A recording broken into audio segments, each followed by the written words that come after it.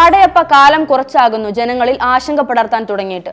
ഇപ്പോഴിതാ 40ഓളം കുട്ടികളുമായി സഞ്ചരിച്ച സ്കൂൾ ബസിന് നേരെ ആക്രമിക്കുന്നതിനായി ഓടിയടക്കുന്ന പടയപ്പയുടെ ദൃശ്യങ്ങളാണ് പുറത്തു വന്നിരിക്കുന്നത്.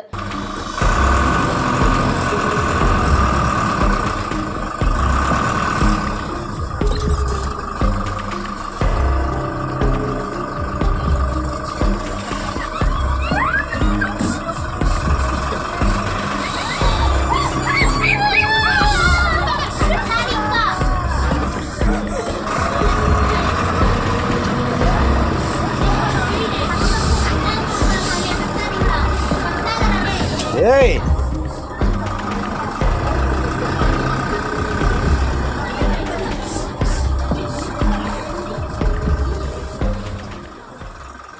കഴിഞ്ഞ ദിവസമാണ് സ്കൂൾ ബസും ബൈക്കും പടയപ്പയുടെ മുൻപിൽപ്പെട്ടത്.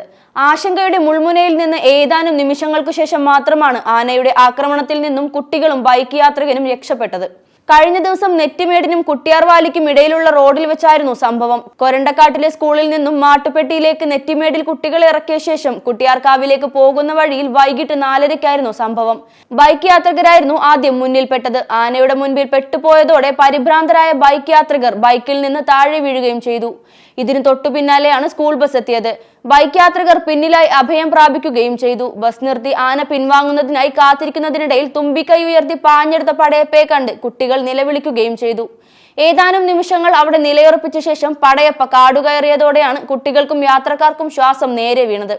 മൂന്നാറിലെ ജനവാസ മേഖലകളിൽ നിരന്തരം ഭീഷണി ഉയർത്തുന്ന കാട്ടാനകളിൽ നിന്നും ജീവനും സ്വത്തിനും സംരക്ഷണം നൽകണമെന്ന ആവശ്യം നിരന്തരം ഉയരുന്നുണ്ടെങ്കിലും പ്രശ്നത്തിൽ ശാശ്വതമായ ഒരു പരിഹാരം വനം വകുപ്പിന് കണ്ടെത്താനാവാത്തത് ജനങ്ങളിൽ ആശങ്ക ഉയർത്തുകയാണ്.